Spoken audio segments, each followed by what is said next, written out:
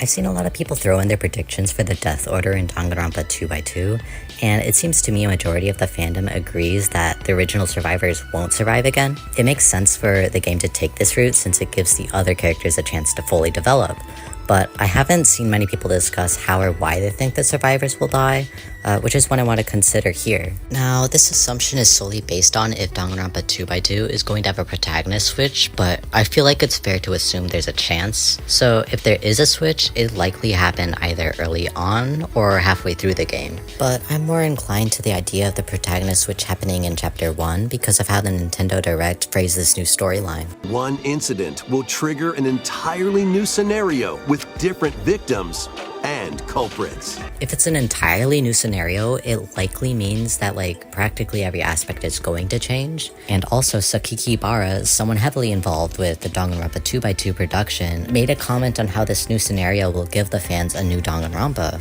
I think to make this game feel separate enough from the original, having Hajime die in the first chapter is the way to go. And just to exemplify that separation, I predict Hajime will be the first victim rather than the first culprit. Hajime would not be tempted by the first motive because his desire to know his ultimate only spirals as the game goes on. It isn't something he would kill over at the very beginning. His classmates also don't treat him like he's lesser than, giving him really no motivation to kill. Still, it's entirely possible someone in the cast will see Hajime as an easy target because of his unassuming appearance. It's partly why Teru felt confident he could kill Nagito. If someone like Fuyuhiko were to threaten a murder, Teru wouldn't have stopped him because of how threatening his character is.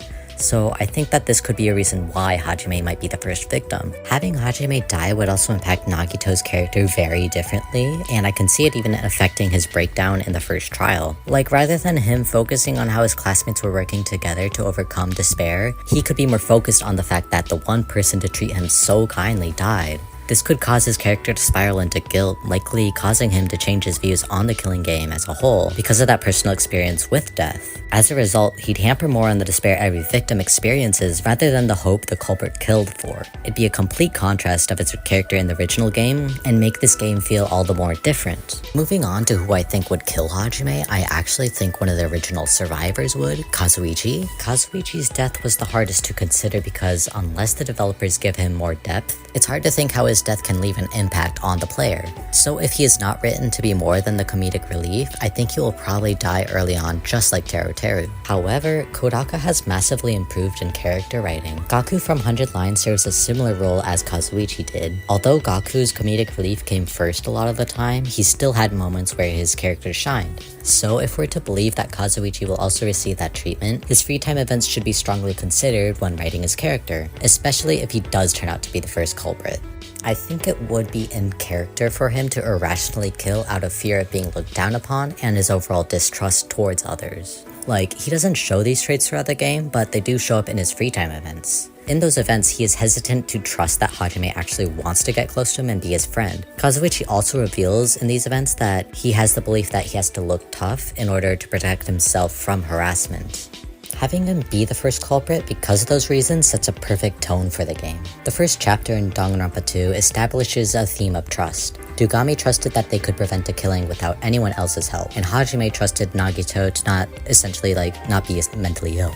So Kazuichi having this motive to kill keeps that theme consistent and also gives him so much more depth than just a comedic relief. Then, moving on to Fuyuhiko, I feel like the simplest and most reasonable route for his death to take is for him and Peko to switch places. It paves a similar path for an arc for Peko's character, and it still gives Fuyuhiko his own chance to grow. I'm not sure if Spike Chunsoft will change the Chapter 2 motive, because a lot of people agree that it was too targeted. Who else besides Peko and Fuyuhiko would kill someone because of Natsumi's death? It doesn't make sense. Still, whether or not it is changed, I believe Fuyuhiko's motive to kill will remain consistent, and before Peko can prevent Fuyuhiko from delivering the final blow to his victim, he already would have finished the job. And also, talking about motives, my next death prediction is dependent on if the despair disease victims remain the same or not.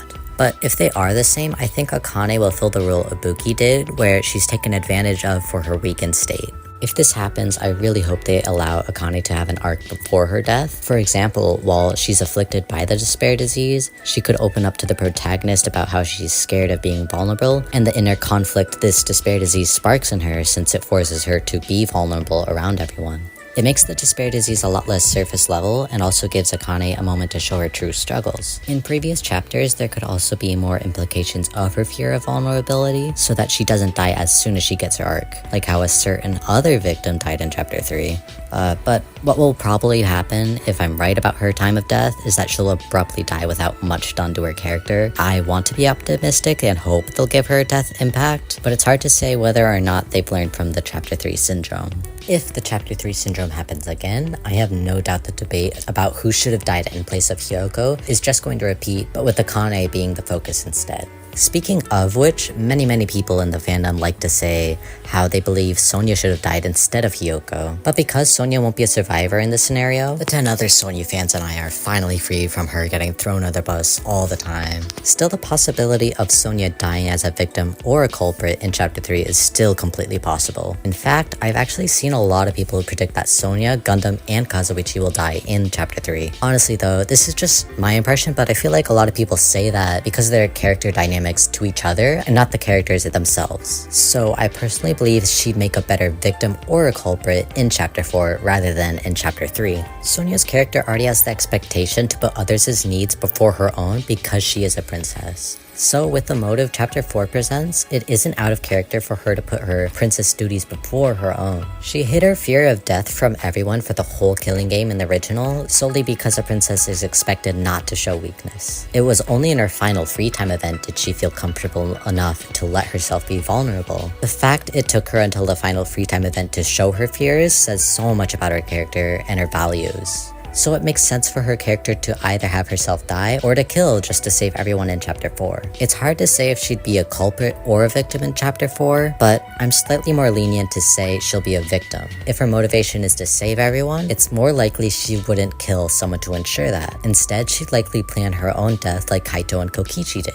Though boiling it down, my predictions for Sonia, Kazuichi, and Akane are dependent on how they're written, so I am less certain on their death order. However, I do feel confident with Hajime and Fuyuhiko's predictions. I've been considering the death order a lot, especially since it's been confirmed there won't be multiple endings, but I want to hope the free time events and your choices in the trial will affect the game. Like, I think it'd be interesting if they did something similar to Silent Hill 2's endings, where if you looked at Mary's note or Angela's knife a considerable amount of times, it would affect your ending cutscene but not the overall ending of the game. Still, whatever the case, I'm really looking forward to this game, even more so now that a demo's been confirmed as well. Thank you all for the recent support. I plan to make a video with my complete death order predictions sooner or later, now that I've actually had the time to think about what could happen. I've been struggling a lot to think about what might happen for Nekomaru though. I didn't think it would be such a challenge, but it really is.